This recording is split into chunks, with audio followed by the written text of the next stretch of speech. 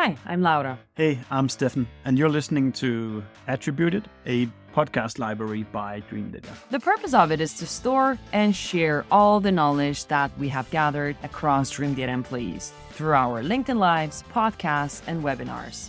The typical topics you'll find here can be stuff like marketing, Sales, B2B ads, operations. social selling maybe. All right, welcome everybody on the show into a live show. This doesn't happen a lot. So usually it is somebody on the other side of the screen. So we're going to try to do the awkward look at the camera, look at each other and but it's going to be a fun chat. I'm so excited to have you, Canberk, Beker, visiting us at our office to have a chat on LinkedIn Live. Welcome. Welcome. Thank you so much for having me, Laura. It is so much fun. I don't have a lot of guests coming over to Dreamdata office to have a live. You're the first one. So that's going to be very, very special. We're going to talk about LinkedIn, brand, marketing in general, sales, not trusting marketing at all. It's like, I'm in sales, huh? So then deliver the good leads for us and a lot of other things. So how is New York, Canberk, to start with? It's such a good city.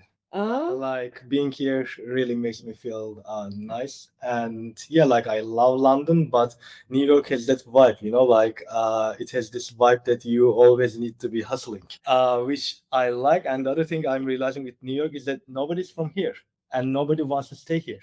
It's just like that middle place that everyone is here to do a good work and then leave. So it is such a interesting place that strangers meet Yeah. and then strangers leave. that's very interesting. Yeah. Or strangers get stuck. I hope it won't be me. Because that's what I often hear as well, that it's such an amazing city. And I see that all the time. Everybody is hustling in their own way. It's like, if you see all the Instagram videos and pictures and think, oh, New York is amazing. New York is amazing, but it's not easy. It's very, very hard. Yeah, like if you have money, it's easier. But if you don't have the money here, I don't think you can actually have it in life. It is very It's hard. just very money focused city. Like that even you walk in the street, that it is very hustle, very money focused. Like when we think of San Fran, it is about tech. Like you need to be doing tech. In LA, it is about I don't know being a celebrity.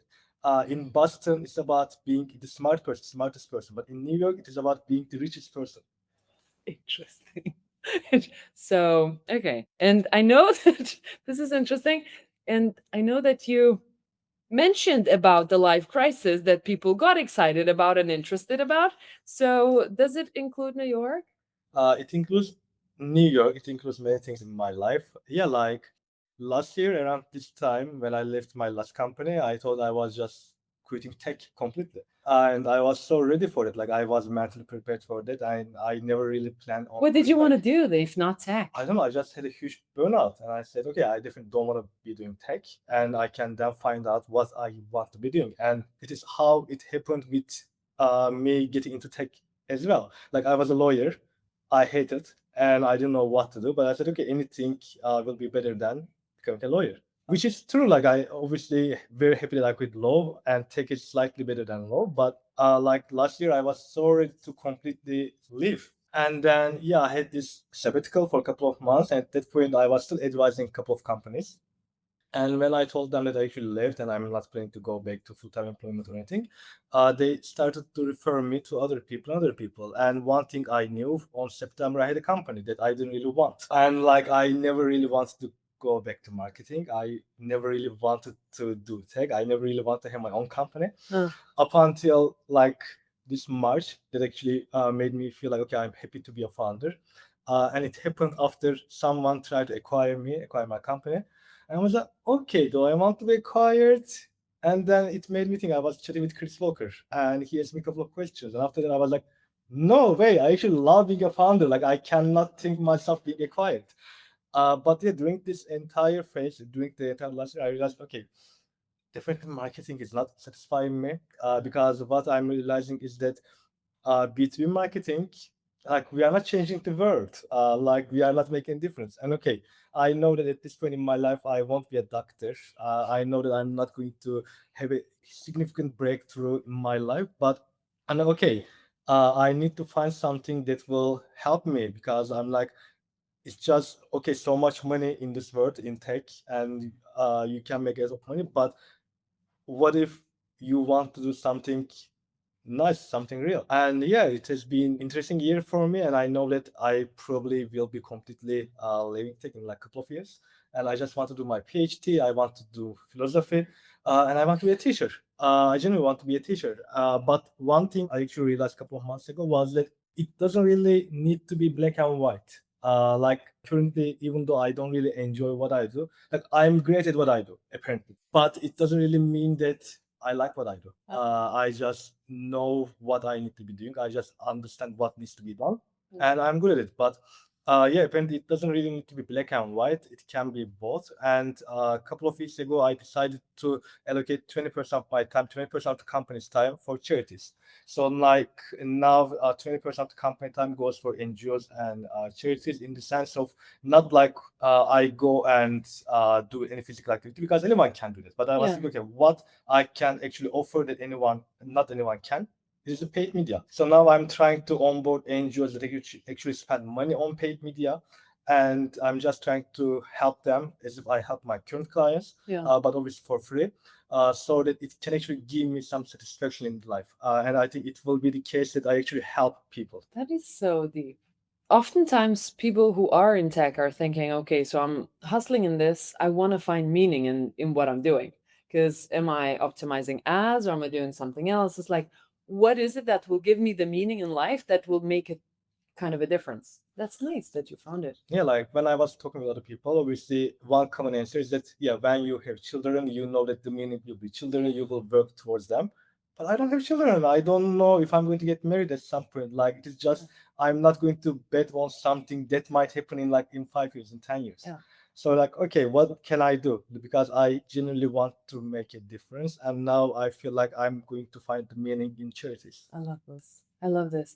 We discussed a very similar topic with Alberto, if you're listening, my colleague who moved from Copenhagen, about like the meaning of working at tech as well. One of the things that we really enjoy is also working and making a difference around the people that you work with, because that help and support and the feeling of belonging in the company is also a nice thing to bring to each other's life, because we gather here for so long time to stay and to build something together.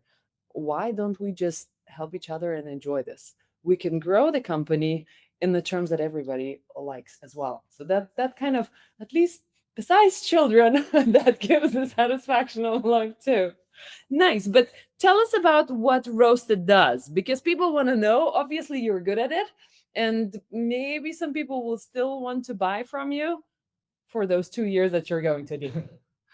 Uh, I think in the simplest term, it is paid media management. But I try to separate myself from an agency and from a freelancer standpoint. And in the sense of, obviously, with freelancers, you get a good work from a good freelancer, but also you need to bet on the fact that that freelancer will not go on a holiday, that freelancer will not get sick, because if that happens, then basically everything will be messed up during that process for your company. And with agencies, the entire agency model is fundamentally broken. Because when you think of paid media agencies, and if there's a paid media agency that says they are not doing that, please let me know and I will say sorry if it is true. Is that you speak with the founder, you speak with their salesperson, you hear amazing stories, and then they promise you that the best account managers will check your account, the best marketers will check your account.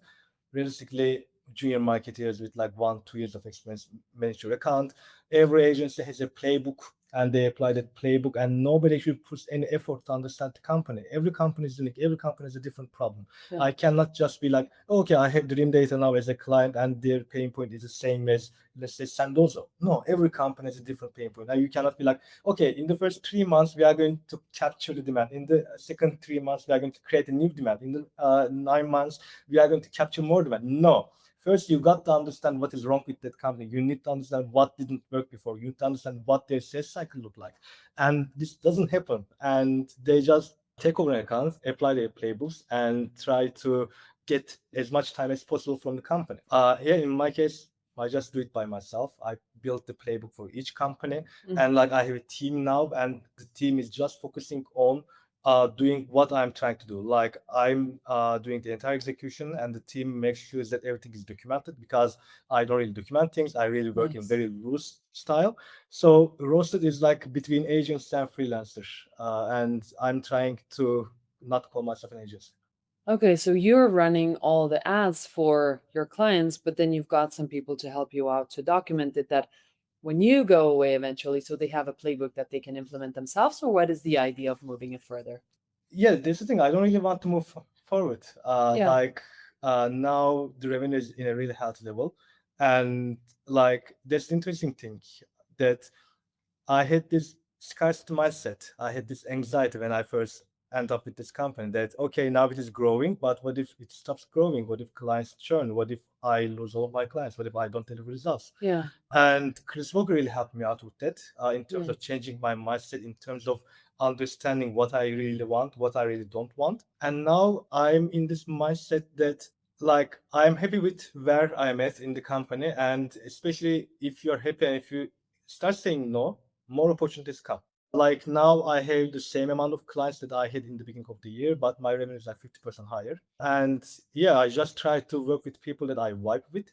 Like that has been the amazing case. Like now I'm in a position that if I don't have the energy from the first call, if I don't have the vibe from the first call, I'm like, okay, I don't want to work with. And I think that's a good thing with having a small team because I don't really care about money.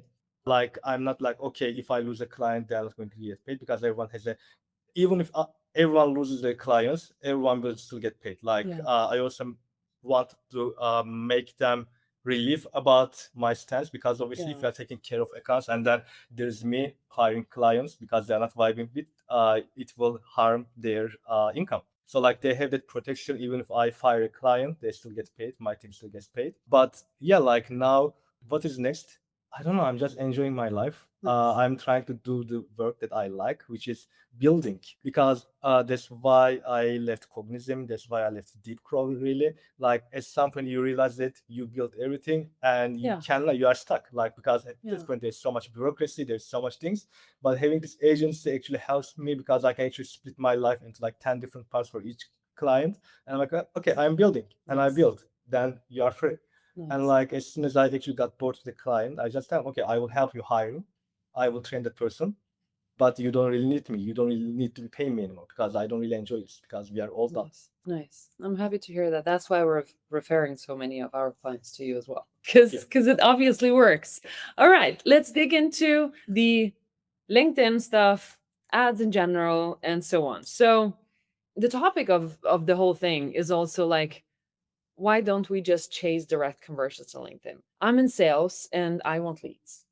And marketing would not deliver them to me saying that, no, no, no, let's not gate this. Everything is ungated. Like, let's treat them really nicely and they read everything and let's not convert. But I mean, if there is no gate, if there is no direct conversion, what do I work with then? So tell me, how do you optimize LinkedIn ads without those gates, but that the clients are anyway coming over to sales?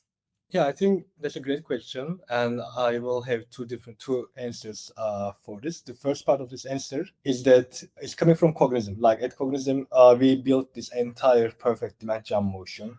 We hit every target, we hit every pipeline target, we hit every revenue target, and we were spending like more than 1 million every month. And everything we were doing was working. But then we realized one thing, and once we realized it was too late. That enterprise actually doesn't really come from demand gen. Enterprise rarely comes to your website and fills that form and converts. And okay, demand gen motion, the entire ungating motion and everything, that's great. And I still recommend this to everyone. But realistically, the chances of an enterprise company, you're running a demand gen motion for enterprise and it is completely building an enterprise motion is not likely. Interesting. Uh-huh. And that led me thinking, like after Cognism in my other company, I was trying to build the same structure. And one thing became obvious is that on LinkedIn, our marketing's responsibility should be more about influencing those accounts. And now, like we don't even need a platform for it. Like LinkedIn company dynamics tab actually provides Yes. that basically LinkedIn is an expensive channel. Like let's be honest about it. It Like is. LinkedIn is an expensive channel, and Once you actually start generating conversions from LinkedIn, eventually your CFO will be comparing those cost per conversions with Google conversions. And then you end up having the same convo over and over. And you end up having the convo with your CFO being that, okay, we are generating this amount of conversions from LinkedIn, cost per conversion is high, but also we are doing branding there, we are actually reaching, doesn't work. But what I'm trying to build is that we can, as marketeers, as the paid media channel, we can make sure that on LinkedIn we are reaching out to the right target accounts. We are increasing their engagement rates. Again, we can actually track that now with LinkedIn. We are getting clicks from these accounts. We are actually reaching to the right people from these accounts. But if they are not converting, it doesn't mean that it is the end of the world. It doesn't mean that we just need to be pushing remarketing campaigns to convert them. Rather, marketing needs to be working together with the sales, because now sales can also get that data. And in the ideal world, sales and marketing should be targeting the right accounts, like the same accounts. So sales, then we will see that, okay, you are targeting like 250 accounts and 20 of them had been showing an engagement in the last 30 days. We are seeing an increase in engagement in the last 7 days. Therefore, okay, sales now needs to be reaching out to them. So it is actually the all bound motion that everyone had been talking about years, but like the way we need to consider LinkedIn should be as an influence channel, not even like a create demand channel, but influence channel. And then sales will need to work together with the marketing teams to make sure that the accounts that are showing engagement will be reached out by sales, will be contacted by sales. And now actually you can even make it easier with tools like our B2B, with Warmly, with Beker, that you can actually identify on contact level, and you can actually understand, okay, this campaign brought this person to the website from this company. And if this person is relevant, if this person is ICP, then it is now, Yeah. Wow, interesting. So I love this chat because everybody's raving all the time. Oh, sales should be working closer with marketing and so on. This is just like, yeah, we're all friends. Let's give each other a hug. But what you're talking about is making that connection really, really close. But can you talk about more tangible stuff that can be done? So you're saying that we're going to measure LinkedIn, but what happens then? So how do you make sure that sales is picking it up and sales received it in a timely manner? And what does marketing do at the same time? If not remarketing, but then what? So obviously, when we talk about targeting these companies, we cannot just assume that we are targeting these companies with one campaign or like with a couple of creatives. Like we need to build this entire journey. And this journey, obviously, now I'm assuming that we have an account list. It is a cold account list. They are not showing any intent. It is just an account list that in the beginning of the quarter, we spoke with RevOps, and then we have like 200 account lists, and we are going to reach out to these accounts this quarter. So the overarching theme should be first the category. And I think this is the most missing part in every company. Because everyone is assuming that people would know about your product, people will know about your features, or they would be interested about your features. But it is just a problem that people tend to have if you work in a specific company. You automatically assume that everyone knows about your company, everyone knows about your product and everything. But one thing we need to actually understand is that nobody is actually, not only they are aware of your product, but probably they are not even aware of their problem. Yeah. And when especially think of the marketing product, martech products, every marketing product has one thing: you are going to make your paid more efficient. We are going to make your marketing more efficient. Like, okay, completely different products, but when we think about Dreamdata, Sendoza, School, we can all assume that we are actually making marketing more efficient. So actually, that pain point is actually should be in the middle of the funnel. First, it should be problem. So like, if we are talking about Dreamdata, the problem would be, are you suffering from understanding the return on investment of your paid media? With Sendoza, it was like there's a gift card inflation, or like because everyone's selling gift cards, like, or like with Pavilion, the problem is like it gets lonely at the top, and you need people like you. Problem. It is not about your company. First, it is about them. It is about the problem that they are having, because you know that these people are having a problem, but these people might not be aware of their problem. You just need to remind them, that you just have to show them that, okay, you have a problem. Then the product comes into place.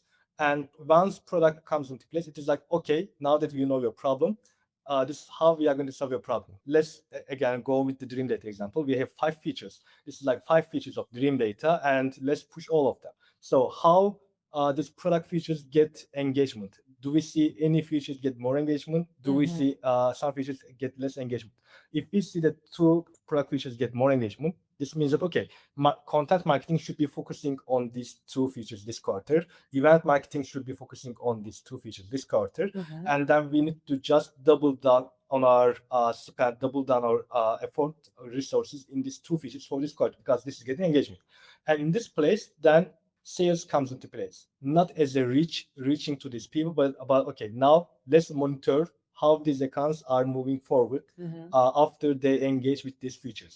And once they engage with these features, the next step should be okay, now you know what your problem is, now you know how we can help you, now you need to understand how we help others. So Dream Data helps Sandoz achieve this. Dream Data helps this company achieve this. And then at that point, once they engage with that ad, once they're actually engaging with that ad and coming to the website using high intent website Mhm. pages, then sales should come into place, knowing that these people already are now aware of their problem, they're aware of the product features, Yeah. and they already seen customer success stories about how didn't it help other people. But it needs to be a multi-threaded with multi different levels. Mhm. So you would not send sales after the campaigns that showed engagement for just category on the No, top. no, Yeah. because they are now aware of the problem, Yeah.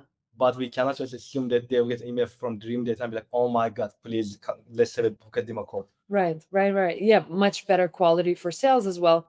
But it's also problematic for sales because, oh, somebody's showing intent. Let me just reach out. Exactly. And then this builds that disconnect between sales and marketing. Because Uh-huh. if we actually start the sales journey from the top, and if they don't convert, then sales will be like, okay, we are tracking this engagement, but they are not converting. Then we Yeah. don't trust this. We need to find their own accounts.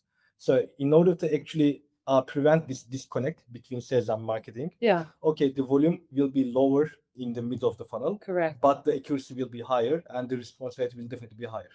Nice. So, okay, so again, I'm in sales. You build all this beautiful motion and the people are dripping in good quality. And then marketing starts to talk about brand. How do you as a marketer make sure that brand equals revenue? Not just for the CFO, but also for sales because we're spending money. Hmm. So, where should we put that in? Why should we do that in brand? That's a hard question. I think brand here needs to be positioned as a component of demand generation. And I know that there are so many people on LinkedIn that they think brand is like the ultimate god and it should be overarching everything. Okay, I like brand. Everyone likes brand. Everyone knows the importance of brand. But we cannot just say that brand and demand gen are two different things. Brand should be a component of demand generation. And I believe brand should especially be like I think brand and category is very similar things because when you build the category problem side, you actually build on that brand that you have. And then when you actually start talking about the product, it is also your brand. Your entire dimension strategy is your brand. But one thing we did with Sandozo in order to show the impact of brand is that once we start LinkedIn campaigns, we cannot really say that, okay, we are having all of this dimension motion and in a month we are going to see conversions, we are going to see more pipeline. But what we can easily see is that increase in search volumes for Sandoz brand, increase in search volumes for automated gifting platform.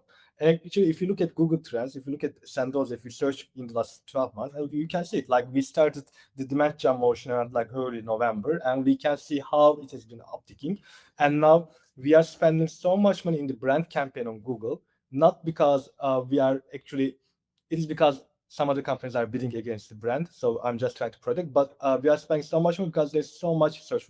And although these people could have converted even without the brand campaign on Google, again, we have to protect the brand against competitors. But it is actually showing that if we are spending more money on brand, if we are spending more conversion, if we are generating more conversions from brand, now more people are searching for Sandoz. And it's just because the brand campaigns that we start in November. Or like with another client, Dream Data customer, Money Penny, the thing we found was that, okay, let's run some campaigns on YouTube and we know that we cannot really expect conversions from YouTube, but what we can see, and their data showed that there's like 4 months delay, but they have run this experiment like for 12 months in different intervals for like 2 weeks on YouTube, then stop, and then 2 weeks on YouTube, then stop.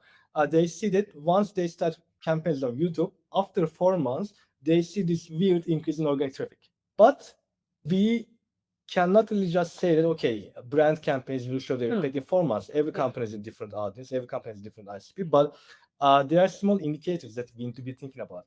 And then we also need to be thinking about this brand as in like insurance that will make sure that your company will be remembered in a way that you want. Because again, when we think of people on LinkedIn, okay, a company might have a good brand, but if their C-levels or like founders don't have that good brand, it ruins the company reputation. So having the overarching company branding actually will help you to just cover the any potential negative branding that your employees have as well. Nice. I love that. I love that. And if we speak about LinkedIn ads or in general LinkedIn, it can be organic because now you mentioned like C-level posting and so on. So how can marketing support sales with LinkedIn? Yeah, I think the easiest way, again, the alignment on the accounts, like who do we want to be reaching out? Uh-huh. Like, yeah, in the ideal world, I agree that marketing should be restricted by an account list because we need to be penetrating our entire target addressable market. Mhm. Again, we can talk about 95% rule for days. Therefore, yeah, we should be really restricted with the account, but also we need to be able to allocate some portion of the budget for specific accounts. And because, yeah, again, in the ideal world, if we just reach through the entire target addressable market, we can work with sales to understand that these accounts are being handed over to sales when they are ready. Yeah. But I think the real thing is that if every month, every quarter, marketing and sales aligns on a specific amount of accounts that they are going to be reaching out at the same time. However, what I do with my accounts is that first marketing starts like for 2 weeks, Mhm. so that we make sure that these accounts start seeing the campaigns before sales starts reaching out. But then basically marketing can support sales in a way that okay, we were going to target this amount of accounts this quarter. We started 2 weeks ago. After 2 weeks, these are the engagement levels that we are seeing in these accounts. Uh-huh. And let's assume that each salesperson gets like 20 accounts per month. Then by looking at the engagement data, the salespeople will know, okay, I have like 5 accounts right now that I will be focusing. But at the same time, since those accounts are showing engagement, marketing will exclude those accounts from the initial campaign. Mhm. And then there will be 15 accounts left. And then there will be 5 accounts showing engagements from 15. But a salesperson will be focusing on the first 5 accounts that week. And the next week, they will be getting the next 5.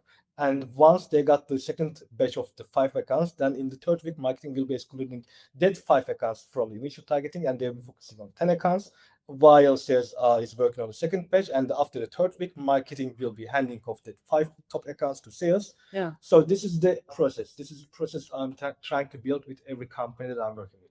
This is amazing because this also saves marketing ROI for not just spending money on everything, but also sales works really targeted. How would you put it into operation? Because it sounds like it is well orchestrated, but tell me a bit about tools for making this work really. So in terms of the anonymization part, I'm either obviously clients are using, but they're either using Cray or not Cray, Warmly and our B2B. But in terms of the understanding automating the list, Yeah. I'm just using my own AI agent operator. Okay. And it is just looking at the accounts that are showing engagement. It goes to LinkedIn, gets the list of the accounts, then updates the list on spreadsheet. Or that spreadsheet is also being shared by sales. Mhm. And then every week it automatically updates the sheet by creating new tab and new tab. Okay, so then sales would pick up those accounts from the sheet Yeah. itself. Okay. But Yeah. the good thing about now being an outsider is that you don't have to deal with it. You know that it is going to be their RevOps problem. So like if it is not being picked up by sales, normally in my previous companies, I would just freak out. I would like, okay, why don't you reach out? Yeah. But now I'm like, okay, I'm just an outsider. I help you to build the process. Yeah. But it's your job to make sure that sales follows it. Have you seen it working well? The process like executed well at some of them? I have only seen one company that cannot execute this in my clients. All of them are executing really well. There's only one kind I'm trying my best, but yeah, apart Is from that a sales or marketing problem or operational? I think yeah, all of it. Yeah, yeah. Because I would imagine, I mean, sales, they're just running their own thing and say, yeah, yeah, marketing, you do your thing. And then there are 3 accounts or 5 accounts reach out to, and then we're busy doing something else. It's a little bit like event stuff and so Yeah. on, that how we would do it. So I was expecting you to blame sales, but thank you for not doing that. No, I think like all you need in a company is one person, like Yeah. one hero, let's say. Like all companies need one Batman. Like in at Deep Crow, it was my CMO. for example, like she would make things happen. Like if you have one person in the executive team that believes in what you are doing, then they make it happen. Nice. So like if it doesn't happen, it doesn't necessarily mean that it is a sales problem. It means that that company doesn't have that hero in the company. Yeah, because somebody has to look into the list and say, sales, remember, do this. And it's, you have to do that every day for it to happen. It's normal, it's humans. You spoke a bit about the whole funnel, how to create that type of emotion, but you also speak about the right content for the right accounts at the right time. And how does this work? Okay, so this is actually one of my huge struggles, especially when I take over new accounts.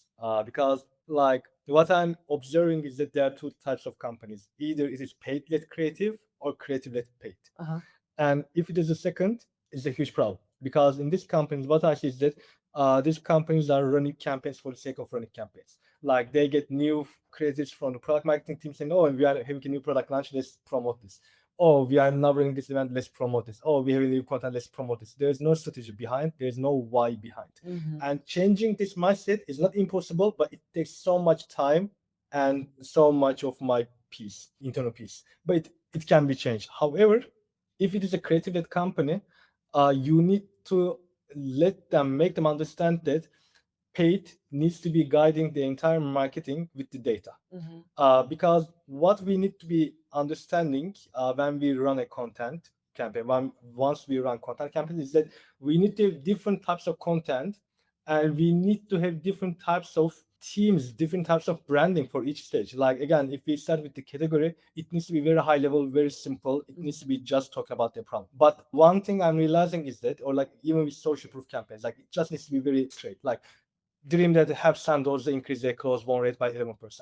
Perfect, 11%. We are going to focus on 11%. Then we are going to give the details in the website. But once this is being done by content teams, brand teams, product marketing teams, it just gets very full of irrelevant data. They want to show everything. And like people on, not even marketers, people on LinkedIn are immune to seeing ads. Like you are not going to read a ad description this long. Like, come on, let's simplify. But they just tend to talk about everything they want, everything they have, as if they have been waiting for this exact moment for their entire life. No, like the social proof content should be guided by paid. The entire product content should be guided by paid. Okay, your product can have 20 different features, but we need to pick our battles. Like each feature will bring us more pipeline. Or like we can talk about, I don't know, Dream Data Activation Hub for hours. But do we need to talk about 20 different things that Activation Hub can do? Or can we talk about one thing that it does perfectly? Yeah. And yeah, like the marketing teams tend to talk about everything, which is not the case. Like everything should be talked in the sales calls. Marketing just needs to guide this journey with the most important bits by being as simple as possible. Like, okay, if you are running a content campaign about, for example, again, this is what we are doing with Sandoz. There's one campaign about ABM and how you can upgrade your ABM with gifting. Okay, we can talk about the fundamentals of ABM for hours only. I can write a content like this, but nobody will read it. So the content says, okay, understand ABM, better, blah, blah, blah, click. And if they click, then there's a website content. And because you know that if they click, they are showing an intent, they are showing an engagement to read that content. But up until we understand that intent, we got to be as simple as possible. And in order to be simple, we need to look at the paid data. Because again, if you spend your life writing about product marketing materials, if you spend your life building new events, you cannot really be like, okay, I'm just going to cut the entire things that I wrote this week, and I'm just going to create one sentence out of it. You can't really do that. Therefore, the paid marketing's role should be about guiding the entire marketing motion. And I might be biased because I'm again coming from paid background. But otherwise it's like scientific note data, full of scientific note data. This is the first time I hear somebody say that out loud besides our CMO. It's funny because usually, like, marketing, as you're saying, like mad scientists, it's like, oh, we're gonna do a little bit of branding, a little bit of paid, and we're like, get into the data and get that done. Yeah, because it is not a rocket science, and I feel like marketers tend to overcomplicate things. Yeah. And I don't really say this a lot, but I've been saying this a lot lately. Is that unfortunately there is no barrier to entry for marketing. Mm-hmm. Anyone can be a marketer, especially anyone can be a performance marketer. Like, unfortunately, being a performance marketer is really easy. Uh-huh. And because of that, most of the marketers don't really understand the big picture. They don't really understand the entire company strategy. So they are just trying to overcomplicate. They're not doing they're not doing this intentionally. They're overcomplicating things because they don't understand the actual big picture. Yeah. And like, when you think about it, you wouldn't hire a CFO to your company if they didn't really have credentials for finance. But you actually hire a marketeer without any credentials Yeah. to manage your 1 million paid media budget. And that's horrible. That's why it is completely disconnected. The entire marketing motion Yeah. is broken, and that's why I'm having this existential crisis. Because with every company, and I had this value proposition. If you go on my website, I say, if you don't say better return on spend in the first 60 days, I will give entire money back. It's because it's just bonkers. Because every company, every client that I'm taking over, I see the same things, and it is not like I see things that people cannot see because they don't care. They don't actually pay attention. They don't understand. This is interesting. Yeah, this it's a strong claim, and I absolutely agree. There are so many people who think that they know marketing as well. Like you hear it on LinkedIn, and everybody has a point of view, and then like to make sense of it all, you could become a mad scientist and become a marketer and at a company and start managing budget from your LinkedIn best practices. Yeah, It's kind of crazy. and like, since marketing has always been considered as a soft skill, just like I said, everyone has an idea, and therefore people don't really respect marketeers in the Uh-huh. executive calls. Like, Yeah. at Cognizant, when my CMO went on maternity leave, I ended up going to Barcelona for company offsite, for executive offsite, Uh-huh. and I was in this table with all of the C-levels and me and Liam from marketing, Liam B, and the chief HR officer was asking, "Oh, have we considered running a white paper campaigns?" No shit, I have never considered that. What a great idea. Have you considered training your own people so that they don't do weird stuff in the HR? No, you didn't. And but I cannot really say this to HR person because Yeah. like, I can't really go to finance person and be like, "Oh, have you considered decreasing the salary of people so that we can actually don't burn that amount of money?" But then HR finds that option to themselves, like, "Oh, have we considered running a white paper campaign?" No, we haven't. Thank you for the great idea. It's- that's okay. So now I want to ask about LinkedIn organic that brings in sales pipeline. So, and it's not just sales pipeline, but also how to match it in outbound. Because I know your client Sendoso does a good job at this, and a lot of companies struggle to figure out how can this actually work. Like likes, engagements, comments. How do I make sense of this so it is structured? So it's something sales can work with. Structure with organic content. Uh-huh. I know there is no structure, but if you were to pick up like simple stuff that salespeople can implement, because it's hard. Yeah. So this has been a huge problem since Cognism. Like, Cognism was one of the first companies doing organic leadership content. And yeah, like, at that point, obviously the answer was self-report attribution, because like we were actually seeing in the numbers that people were saying, "Oh, I've been reading Alice's post, I've been reading Canberk's post." Gives an indicator, but again, it is not a structure. But now, for example, one of my companies is using Common Room, and it has actually been doing an amazing job in the sense of Common Room is bringing the organic data to the platform. It is bringing the ad data to the platform, and then their sales team basically filter out their ICP by looking, okay, if this ICP has been engaging with organic content, if this Mhm. ICP has been engaging with the paid content, then what we did was to run an experiment to understand if organic content is actually showing that kind of impact on the sales funnel. What we did was that sales focused on the first batch was the people who had been engaging with paid and organic content together. Mhm. The second batch was the people who had been just engaging with paid content. The third batch was the people who had been just engaging with organic content. Okay. Obviously, as you can imagine, the first batch won in terms of meeting book rate. Like, if they are both engaging with paid and organic, the likeness of from cold call to meeting booked was the highest. But in the second one, like the second place, was actually not the people who had been engaging with paid. It was the people who had been engaging with organic. So this is the impact of organic. Mhm. Like, we cannot really say that if you post 3 times a day, if you post 5 times a day, you are going to bring 10 more meetings every week.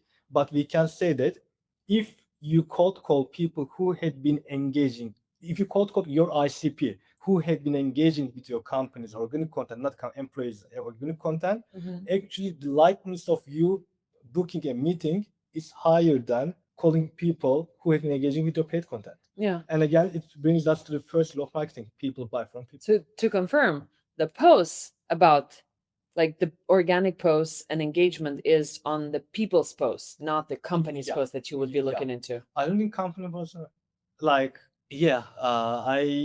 I think the last company who made it work was Gong like 5 years ago. And now like LinkedIn is not prioritizing company posts, they're prioritizing the personal posts. Companies aren't really getting engagement at all. Yeah, I think the last company who did it well was Gong. Interesting. One thing about the company posts that I have noticed, I'm now not sure if you're noticing the same, now when LinkedIn is releasing and pushing video so much more, when you look into the video feed, try to do that. I did an experiment with a couple of people. When you scroll the videos, every third video is a company video. It is. Yeah. At least on my feed and a couple of colleagues that we have done that on. And that made me think, are they then prioritizing company videos for that kind of scrolling? Not sure. Do you even use the video feed at all? I never use that. Only because I do videos and I'm interested in what's in it. but I'm not sure how users who don't do as much video would be using it, because I'm curious just to test it. Like I updated my LinkedIn app months ago. I said, oh, there's a new tab. Yeah. I was it's horrible, and I just yeah. They're trying new stuff as well. Like they do the featured stuff now. Now you can scroll to the side and up, and then like in the various. We'll see what happens, but hopefully they would prioritize company pages as well to perform in that way. But usually they're freaking boring. Yeah, I think I get it. Yeah, that's the thing. Like B2B marketing is boring because again, nobody really wants to try something else, because trying something else means you are taking a risk. If it works, perfect, you are here. But probably you have like 2-3% chance to make it work. If it doesn't work, then you are going to be the CMO, you are going to be the VP marketing that made the horrible decision. Exactly. Exactly. Again, for me, I always go for unhinged stuff, but unfortunately with B2B marketers, it's just they don't want to take that risk. No, and I get it. I mean, let's continue on that path, and then you can get your employees to post for that as well. All right. So talk to me about tools. You mentioned a couple of them for sales and marketing alignment, for intent. So to get your ads to work, especially for LinkedIn, you meant, and I think that the followers would also like to hear the current LinkedIn tools to measure it, and what's beyond that. Tell me about how your clients are using all this. Yeah, I feel like, there's this graph like that. And in the beginning, there's a crying guy. And then there's a guy with like, okay, you need to do that, you need to do that, you need to do that. And then there's a guy who made peace with it. Like in the beginning of my career, I was like, okay, I don't need tools. And I was like, okay, we can just do marketing. Then in the middle, it was like, okay, we need so many tools. We need metadata. We need, I don't know, primer. We need everything. And then I'm like, okay, you can just do marketing with a couple of good tools that work. And what I do, and a Fibler, like, especially if a company doesn't have budget, like it just shows the impact of LinkedIn. If a company just started LinkedIn, or like if a company first wants to understand impact of LinkedIn, Fibler is just very simple, connects to your CRM, and then you can just justify the spend. And then you're like, okay, LinkedIn influenced this amount of deals, then we need to increase the budget for LinkedIn. And then once you actually have that buy-in, then attribution platform. But I think Fibler is just that great product that you don't really spend thousands of dollars. You can just spend the money on LinkedIn. You can, okay, this spend, this total influence deal, perfect. Go to CFO, blah, blah, blah. And then we can actually scale from that. Yeah. So Fibler is a great tool for me to understand the impact of marketing and just prove that internally right away when I start. The second thing is, here I think not most marketers use that. Microsoft Clarity is free, and you just connect it to your website. It is like Google.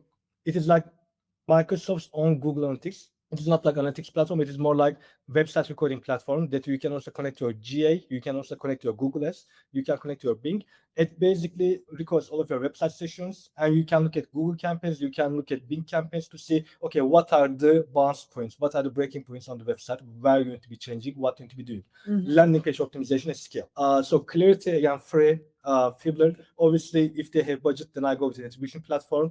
But I go with the attribution platform once I actually have confidence that, okay, they have budget and they are spending. If they have budget also, I either go with Common Room, again, if they have budget, And I get to see Keyplay recently. I get to play with Keyplay. First time I hear it. It's so good. Nice. Keyplay.io, I think. Like especially in industries that you cannot really target with LinkedIn. For example, I have an account that they are targeting both B2B software companies, but also they are targeting mobile apps that have subscription programs that you cannot really find these companies on LinkedIn, but Keyplay actually really helps you to find those companies. I'm playing a lot with user gens lately, and not only job changes, but it is also helping me to target the entire buying committee at scale, which has been really helpful. Let me see. I think that's about it. Yeah. Nice. Thank you for that. And if you have questions about those tools, reach out to Canberk also after the session. Yeah. And if we were to start wrapping this up, can you tell me what kind of pitfalls or mistakes do you often see when you start working with your clients that they do with their LinkedIn ads? There's no strategy. Like everyone wants to do everything at once. And I just try to tell them, calm down. Like, calm down. You don't need to be doing YouTube, Bing, LinkedIn, Google, Reddit all together. Calm down. First, we need to have our main channel. We need to make the main channel work. In most cases, it is going to be LinkedIn and Google. Once we are sure that these channels are performing well, then we are going to expand. So calm down. The second, we cannot just run everything. Like I know that, I don't know, like 5 years ago, one of your clients said an amazing thing, then you wrote this content that the last download was like 5 years ago. Or, like, we don't need to do that. Or like, yeah, your boomer uncle reviewed you on G2, so you want to run a social proof campaign for the G2 code. No. Let's first build the strategy. Like, what do we want to achieve? And that's what I ask my clients. Okay, tell me your ideal first 30 days, 60 days, and 90 days. And then based on what they envision, I'm like, okay, so do you think if we do that, does this align with what you want to achieve in 90 days? And in most of the cases, the answer is no. So like I basically tell them, okay, we are building the strategy. You got to trust me, but we cannot just be running everything for the sake of running. Like everything we are running needs to align with what you want to achieve. Like you might be measured by a number of MQLs, then we are going to be like, okay, if we do that, it matches with the number. Does it match with the number of MQLs? If we do that, does it match with the pipeline goal? So building the overarching strategy and making sure that everything has an answer. You can ask why and you can get an answer. Right. So yeah, I think these two things. And how long time do they have to wait to start seeing results? Because if they now calm down, then they will get very impatient. I don't know. The thing is, obviously, what I realized is that nobody comes to me because they're happy with the current structure. I'm a wartime person. Like they come to me because they're desperate. And the thing is, just like I mentioned, most of the marketers actually do such a horrible job that even when I start with small things, it is not like I say, okay, we need to wait for 3 months, we need to build them. No, we can do both things at the same time. One thing is to make sure that we collect the low-hanging fruits, we make what we have work. At the same time, we build the strategy, but it can both happen at the same time. Yeah. So they still get their numbers. And that's why like 60 days better return on investment. That this results in the first 30 days in most of cases. Yeah. But it doesn't mean that once we do that, we don't really focus on big picture. Or like if we focus on big picture, it doesn't mean that we don't focus on the low-hanging fruits. Love it. Love it. And like if an agency tells you that you need 6 months to see the results, run. This is the learning of the day. And now the most important part of this show, actually. So why cats, not dogs? They're easy. Yeah, that's a good question. I always thought I was a dog guy. I was a dog person. And I didn't really want to get a cat. Like my cat found me. Like I was in uni. I went to take off the garbage. I opened the rubbish bin. Barely my bigger cat was in the rubbish bin. He was like this big. He was trying to get out. I took him out. He followed me to my apartment. He followed me to my flat. He followed me to my room, and he never left. So actually he chose you. Yeah, You did choose him. he chose me. So like I was not a cat person, and he chose me. And like now I'm like, okay, I think I like not having unconditional love, because like I know if he doesn't want me, he doesn't want me, and it's a good feeling because when he hugs me, I'm like, okay, he actually wants me to hug him. What are the names of your cats? Bernie and Sanders. Oh, okay, nice. All right, everybody in the audience, thank you so much for joining us today. It was a pleasure. Thank you so much for visiting us as well, Thank you very much for having me. We hope you like listening to us. Subscribe to our podcast and the ones that we have been guests on. And if you have any feedback for us, just do let us know. And should there be a guest that you think we should be talking to, then pitch us. We're looking forward to seeing you.